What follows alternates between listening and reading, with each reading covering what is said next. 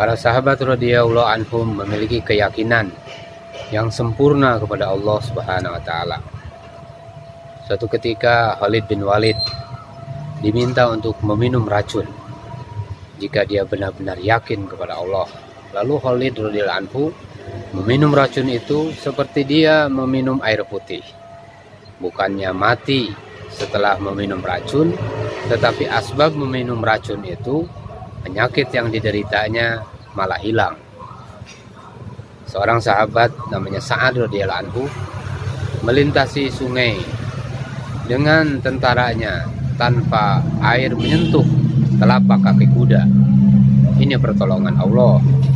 Sahabat radhiyallahu anhu hanya dengan sholat 2 rakaat dapat menyebabkan orang yang mati menjadi hidup kembali. Saudara-saudara sekalian, ini semua dapat terjadi karena keimanan sahabat yang sempurna kepada Allah Subhanahu wa taala.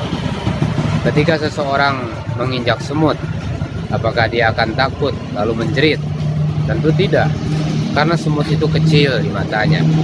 Inilah yang dilihat sahabat ketika menghadapi masalah seperti gempa, lahar gunung, tentara musuh, menghadapi singa, racun, dan lain-lain.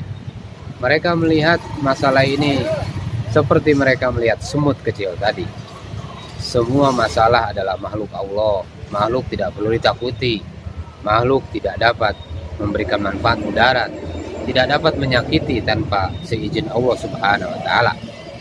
Kelemahan dalam kehidupan manusia terjadi adalah karena manusia tidak yakin kepada Allah Subhanahu wa taala. Ini hanya menimbulkan kerugian dalam kehidupan mereka sendiri dan kehidupan setelah mati. Segala sesuatu dalam kehidupan manusia menjadi tidak beres, bahkan mendatangkan mudarat kepada yang lain, asbab manusia tidak yakin kepada Allah Subhanahu wa taala. Jika semua manusia taat dan yakin kepada Allah, maka tidak akan terjadi kerusakan, tidak akan ada penderitaan yang berkelanjutan di dunia ini.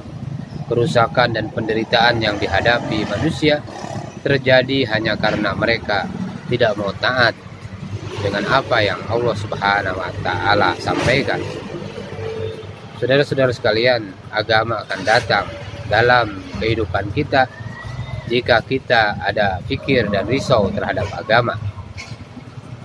Sebagaimana Nabi Ibrahim alaihissalam, setelah beliau ada fikir atas agama, fikir atas penciptaan, dan pikir terhadap penciptanya, terhadap Allah Subhanahu wa taala. Agama turun di Mekah setelah Nabi sallallahu alaihi wasallam ada pikir dan risau terhadap agama dan umat. Jika kita mempunyai pikir dan risau seperti Nabi sallallahu alaihi wasallam, maka kehidupan kita akan terbentuk seperti kehidupan Nabi sallallahu alaihi wasallam. Namun untuk dapat mendapatkan pikir dan risau ini diperlukan latihan yang terus-menerus. Kita harus bisa merubah keyakinan kita terhadap kebendaan menjadi yakin pada Allah Subhanahu wa taala dan yakin terhadap amal.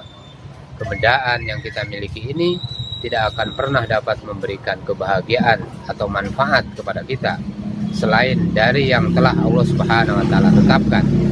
Seluruh kebahagiaan ini merupakan pemberian dari Allah Subhanahu wa taala karena iradahnya, karena keinginan Allah Subhanahu wa taala.